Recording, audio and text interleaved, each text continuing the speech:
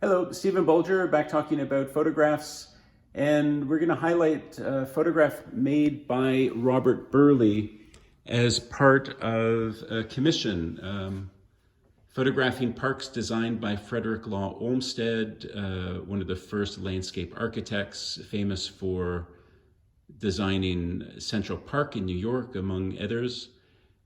Around North America. It was a commission by the CCA, the famed Montreal institution owned by Phyllis Lambert, and it was overseen by David Harris, the curator there at the time. And it became quite a long commission, as I think the scope of this man's work was a bit of a surprise, and also, incorporating three photographers, Robert Burley, Jeffrey James, and Lee Friedlander, who would photograph, over the seasons, have different approaches to the work, different ideas about what they could bring to try to encapsulate this man's legacy. And I remember Bob saying that this photograph was taken at one of the few times that the three photographers were in close proximity to each other, that they were photographing, at different times and different places. However, this was photographed in Boston area.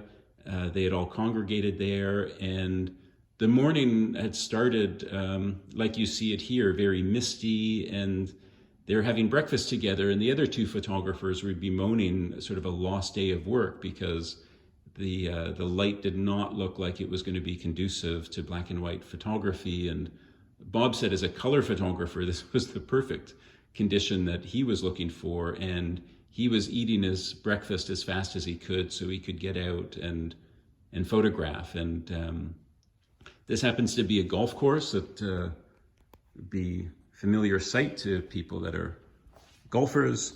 I love how this golf cart was doing donuts, it seems, like maybe looking for a ball. You can see golfers on the green off in the distance.